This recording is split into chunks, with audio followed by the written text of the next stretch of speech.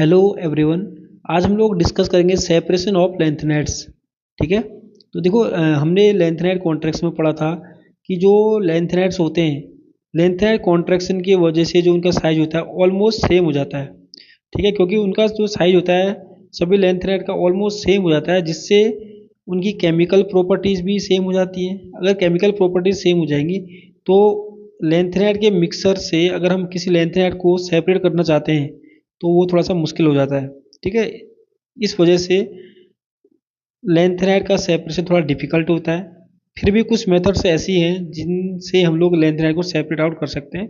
वही मेथड हम लोग आज डिस्कस करने वाले हैं। ठीक है, वही यहाँ पर लिखा भी है। All the lanthanide ion forms tri positive ion which are identical in size because of very small change in their radius of lanthanide their chemical properties are almost same. ठीक है, due to this reason it is difficult to separate the lanthanides from each other. However, the following methods has been used to separate them. ठीक है, वही मैं अभी तक समझा रहा था आपको। तो जो फर्स्ट मेथड हम लोग डिस्कस करेंगे वो करेंगे by change in oxidation state method. ठीक है, यहाँ पर होता क्या, देखो we know that some of the lanthanides shows +2 and +4 oxidation state. हम सभी को पता है कि जो लेंथनाइड्स होते हैं उनकी जो कॉमन ऑक्सीडेशन स्टेट होती है वो +3 होती है। ठीक है, +3 के अलावा कुछ लेंथनाइड +2 शो करते हैं और कुछ लेंथनाइड +4 भी शो करते हैं। ठीक है, वही लिखा हुआ है in addition to +3 oxidation state which is common oxidation state. ठीक है, the properties of M2 positive and M4 positive. M मतलब कोई सा भी लेंथनाइड हो सकता है जो +2 ऑक्सीडेशन स्टेट में हो। ठीक है, और ये जो लेंथनाइड है M4+ वाला, इसमें कोई भी लेंथनाइड हो सकता है जो +4 ऑक्सीडेशन स्टेट में हो। Are difficult from those of different from those of M+3 ion. ठीक है, तो जो प्रॉपर्टीज होती हैं जो लेंथनाइड +2 ऑक्सीडेशन स्टेट में होगा या +4 ऑक्सीडेशन स्टेट में होगा, उसकी जो प्रॉपर्टीज होंगी +3 वाले लेंथनाइड की प्रॉपर्टीज से डिफरेंट होंगी। ठीक है, उसके बाद क्या लिखता है कि a change in oxidation state, a change in oxidation state result in the change in properties. क्योंकि ऑक्सीडेशन स्टेट चेंज हो रहा है, ठीक है, उससे क्या होगा, जो प्रॉपर्टीज होंगी वो भी चेंज हो जाएंगी। ठीक है, by taking advantage of M+2 M+4 and M+3 ion it is possible to separate some of the lanthanide. ठीक है, तो एग्जाम्पल के थ्रू समझेंगे तो आपको इजीली समझ में आ जाएगा। तो हमने एक एग्जाम्पल लिया यहाँ पर, देखो क्या बोलता है। Suppose we have a mixer containing Cerium+3 and other tri-positive lanthanide ion. This mixture is treated with strong oxidizing agent like KMnO4 so that Cerium+3 ion gets oxidized to Cerium+4 ion. ठीक है, while other M+3 ion remain as such in solution, but Cerium+4 gets precipitated as CeOH का whole 4। ठीक है, ये ऐसा कह रहा है। हमने एक मिक्सर लिया, देखो ये मिक्सर मैंने यहाँ पर रफ वर्क किया है तो यहाँ पर आपको इजीली समझ में आ जाएगा। ठीक है, तो हमने यहाँ पर क्या लिखा है, यहाँ पर हमने लिया लेंथनाइड का मिक्सर लिया है। ठीक है, यहाँ पर हम सभी को पता है भाई कुछ लेंथनाइड्स होंगे जिसमें जो +3 ऑक्सीडेशन स्टेट में होंगे। ठीक है, यहाँ पर एक इसके अंदर एक Cerium+3 भी है। अब हमने क्या करना है, इस मिक्सर में KMnO4 मतलब ऑक्सीडाइजिंग एजेंट डाल देना है। ठीक है, जिससे क्या होगा, देखो हम सभी को पहले पता होना चाहिए कि जो सीरियम है ना +4 ऑक्सीडेशन स्टेट में ज़्यादा स्टेबल होता है। ठीक है, तो यहाँ पर क्या होगा कि जैसे ही Cerium+3 में ऑक्सीडाइजिंग एजेंट आएगा तो इसको ऑक्सीडाइज कर देगा। ऑक्सीडाइज करने के बाद क्या होगा, ये +4 में कन्वर्ट हो जाएगा। सीरियम क्या होगा, +4 में कन्वर्ट हो जाएगा। ठीक है, यहाँ पर आप देख सकते हो ये बना है +4, और जबकि अदर जो लेंथनाइड्स होंगे वो जैसे हैं वैसे ही रह जाएंगे। क्योंकि अभी देखो ऑक्सीडेशन स्टेट इनकी डिफरेंट है Cerium+4 से, तो इनकी प्रॉपर्टी भी डिफरेंट होगी। अगर प्रॉपर्टी डिफरेंट होगी तो हम लोग Cerium+4 को क्या कर सकते हैं, प्रिसिपेट कर सकते हैं CeOH का होल 4 के रूप में, और इसको हम लोग सेपरेट आउट कर सकते हैं। ठीक है, एक तो ये मेथड हो गई। दूसरा अगर हम एग्जाम्पल लें, यहाँ पर देखो एक दूसरा एग्जाम्पल लिया है हमने, यहाँ पर फिर से वही लेंथनाइड का क्या लिया है, सॉल्यूशन लिया है, लेंथनाइड का मिक्सर लिया है। और हमने क्या कर देना है, इसमें रिड्यूसिंग एजेंट डाल देना है। रिड्यूसिंग एजेंट डालेंगे, ठीक है, हम सभी को पता है कि जो यूरोपियम होता है ना ये +2 में ज़्यादा स्टेबल होता है, +2 में ज़्यादा स्टेबल होता है। तो जैसे ही रिड्यूसिंग एजेंट डालेंगे इसमें तो ये रिड्यूस हो जाएगा। रिड्यूस मतलब समझो ना, इलेक्ट्रॉन लॉस कर देगा ये, इलेक्ट्रॉन गेन कर देगा। इलेक्ट्रॉन गेन करने के बाद क्या होगा, ये +2 में चेंज हो जाएगा। अब अभी तक और जो लेंथेनाइड्स है वो तो जैसे थे वैसे रहेंगे, +3 में रहेंगे, तो ये है, पर ये जो चेंज हो जाएगा ये यूरोपियम +2 में हो जाएगा चेंज। ठीक है, अब इनकी प्रॉपर्टी क्या होगी, इनसे डिफरेंट हो जाएगी, इससे हम लोग इसको सेपरेट आउट कर सकते हैं। तो ये होगी फर्स्ट मेथड, क्या होगी, बाई ऑक्सीडेशन स्टेट। तो सेकंड मेथड जो हम लोग डिस्कस करेंगे लेंथेनाइड सेपरेशन की, वो है आयन एक्सचेंज मेथड। ये सबसे इंपॉर्टेंट मेथड है, ठीक है, इसको याद रखना है। तो देखो इस मेथड में होता क्या है, हम लोग पहले उसको देख लेते हैं। हम लोग क्या करते हैं, एक कॉलम लेते हैं ऐसे,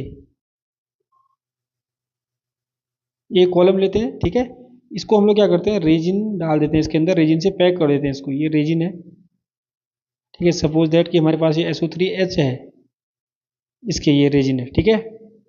अब यहाँ पर क्या है कि हम लोग क्या करेंगे, सबसे पहले इसमें लेंथेनाइड का मिक्सर डाल देंगे, यहाँ से लेंथेनाइड का मिक्सर इसमें डाल देंगे, क्योंकि इसके अंदर आपको पता है कि 14 लेंथेनाइड होंगे, ठीक है, La को जोड़ के 15 हो जाएंगे। तो यहाँ पर जो 15 लेंथेनाइड इसके अंदर डालेंगे ना, वो क्या करेंगे, इन रेजिन के साथ बॉन्डिंग कर लेंगे, मतलब उनके साथ बाइंड हो जाएंगे, उनके साथ बॉन्ड बना लेंगे, ठीक है। अब होता क्या है, यहाँ पर ये दिखा भी रखा है हमने, देखो ये है रेजिन, ये कहाँ पर है आपको समझ में आ गया, कॉलम के अंदर है, ठीक है। और यहाँ पर हमने ये क्या लिया, लेंथेनम, सॉरी लेंथेनाइड के +3 वाले जो आयंस होंगे उसको इस मिक्सर, मतलब इस कॉलम हमने पास कराया। तो जो लेंथेनाइड है वो क्या करेंगे, इन H को रिप्लेस कर लेंगे, जैसे मैंने बोला ना कि यहाँ पर ऐसा है, इस टाइप का है।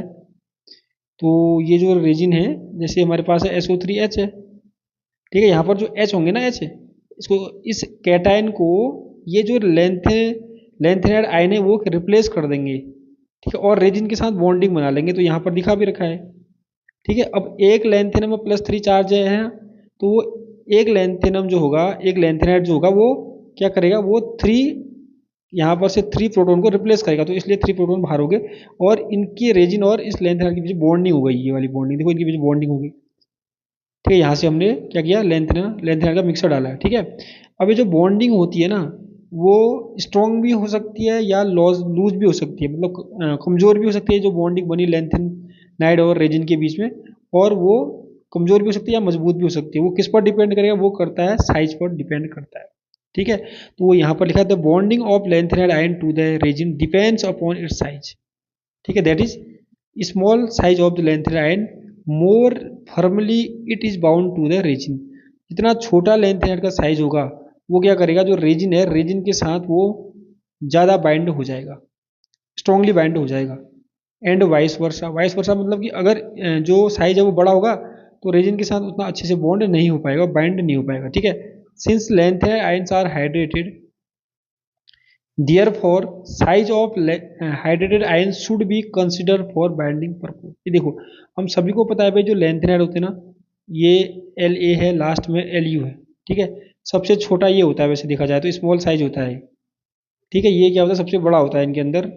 पर हम एक्वस सॉल्यूशन की बात करते हैं, तो एक्वस सॉल्यूशन में क्या होता है, हम लोग ये देखते हैं कि भाई सबसे ज़्यादा हाइड्रेटेड कौन है, हाइड्रेटेड मतलब कि सबसे ज़्यादा H2O के मॉलिक्यूल अपने साथ कौन अटैच कर सकता है, ठीक है। तो होता क्या है कि जो सबसे छोटा होगा ना, वो अपने चारों तरफ ज़्यादा H2O के मॉलिक्यूल को अट्रैक्ट कर लेता है, जिससे जो सबसे छोटा होता है वो एक्वस सॉल्यूशन के अंदर सबसे बड़ा हो जाता है, क्योंकि इसके चारों तरफ H2O के मॉलिक्यूल बहुत ज़्यादा सराउंड हो जाते हैं, ठीक है। और जो सबसे बड़ा होता है, जो सबसे बड़ा होता है उसके चारों तरफ H2O के मॉलिक्यूल ज़्यादा सराउंड नहीं हो पाते हैं, तो जो वैसे सबसे बड़ा था वो एक्वस सॉल्यूशन के अंदर सबसे सबसे क्या होगा, छोटा हो जाएगा, ठीक है। और जो सबसे छोटा था एक्वस सॉल्यूशन के अंदर सबसे बड़ा हो जाएगा, ये चीज़ आप याद रखो। तो जो लूटिशियम है, लूटिशियम का साइज एक्वस सॉल्यूशन में सबसे बड़ा है, जबकि लेंथेनम जो स्टार्टिंग वाला एलिमेंट है उसका साइज, ठीक है, उसका साइज क्या हो जाएगा, एक्वस सॉल्यूशन में सबसे छोटा हो जाएगा, ये चीज़ आप याद रखो, ठीक है। वही यहाँ पर लिखा है हमने, क्या बोलता है, hydration of ion depends upon the size, that is smaller the size of the ion greater will be it's hydration, वही मैं अभी तक समझा रहा था, ठीक है।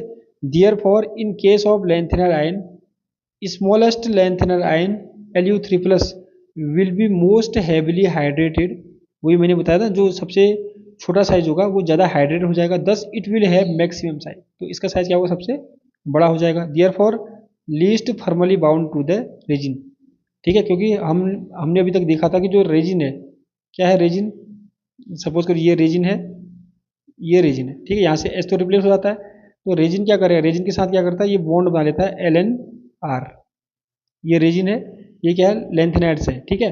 क्योंकि सबसे बड़ा साइज होगा, तो सबसे बड़ा साइज होगा तो इसके साथ बॉन्ड उतना वीक बन जाएगा, इसके साथ बाइंडिंग अच्छी नहीं हो पाएगी। जब से छोटा होगा तो बाइंडिंग अच्छी हो जाती है। तो आप खुद समझो सबसे छोटा कौन है, एक्वा सॉल्यूशन के अंदर Li+3 है सबसे छोटा, सबसे छोटा है, तो इसकी बाइंडिंग क्या होगी, बहुत अच्छी हो जाएगी। जबकि Lu+3 एक्वा सॉल्यूशन के अंदर सबसे बड़ा है, तो इसकी बाइंडिंग रेजिन के साथ उतनी अच्छी नहीं हो पाती है, ठीक है। वही यहाँ पर लिखा हुआ है, in this method a solution containing several lengthened ion is dropped slowly down the column।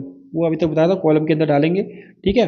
A column of synthetic ion exchange resin so that the lengthened ion are bound less firmly to the resin in the order La+3 to Lu+3, ठीक है। सबसे least firmly bound कौन सा होगा, ये वाला होगा, ठीक है।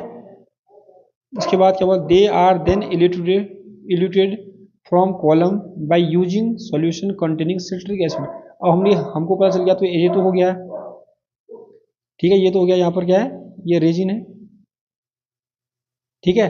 रेजिन में क्या होगा, लेंथेनाइड जो हो गए वो पैक हो गए इनके अंदर, मतलब इनके साथ बाइंडिंग हो गई है। अब हमको सेपरेट आउट करना है, तो सेपरेट आउट करने के लिए हमको क्या डालना पड़ेगा, सिट्रिक एसिड और अमोनियम सिट्रेट का यहाँ सॉल्यूशन डालना पड़ता है इनको धोने के लिए, ऐसा भी बोल सकते हैं, इनको अलग अलग करने के लिए, ठीक है। तो क्या बोला, first the ammonium ion elute the metal ion from the resin. जो मेटल आयन जो इनके रेजिन के बीच में क्या है बाइंड हो चुके हैं, वो जो अमोनियम आयन होगा ना उसको इल्यूट कर देगा उसको, ठीक है। जैसे यहाँ पर दिखा भी रखा है रिएक्शन के थ्रू। तो ये जो अमोनियम आयन है वो क्या करेगा, ये क्या है हमारे पास रेजिन के साथ लेंथेनम, जो लेंथेनाइड्स हैं वो पैक हो चुके हैं, यहाँ बाइंड हो चुके हैं, ठीक है। वो क्या करेगा, यहाँ से जो लेंथेनाइड्स हैं इनको सेपरेट कर देगा, तो अलग कर दिया, ठीक है। उसके बाद क्या होगा, the metal ion then form a complex with citrate ion. हमने जो सिट्रिक एसिड डाला था ना, वहाँ से सिट्रेट आयन मिलेगा, वो इसके साथ कॉम्प्लेक्स बना लेगा, तो ये कॉम्प्लेक्स बना लिया है, ठीक है। उसके बाद क्या बोला, since Lu3+ is least firmly bounded. हमने देखा कि जो Lu3+ है वो एक्वा सॉल्यूशन में सबसे बड़ा है, तो इसलिए वो रेजिन के साथ क्या करता है, लीस्ट फर्मली बाउंड होता है, ठीक है। Therefore on evolution Lu citrate complex is obtained first. Evolution करेंगे तो नीचे से सबसे जल्दी कौन सा कॉम्प्लेक्स प्राप्त होगा, यहाँ पर Lu मतलब लूटिशियम का जो सिट्रेट कॉम्प्लेक्स है वो जल्दी प्राप्त हो जाएगा फ्रॉम द बॉटम, ठीक है। जबकि जो La सिट्रेट कॉम्प्लेक्स है, क्योंकि वो एक्वा सॉल्यूशन के अंदर जो La है वो सबसे छोटा था, तो इसलिए जो कॉम्प्लेक्स बना रहा वो क्या बना रहा, वो वहाँ पर बाइंडिंग उसकी अच्छी हुई थी, बाइंडिंग अच्छी हुई थी, तो वो लास्ट में ऑब्टेन होगा नीचे से, ठीक है। तो ये चीज़ आपको याद रखना है, वो यहाँ पर लिखा भी है हमने, ठीक है।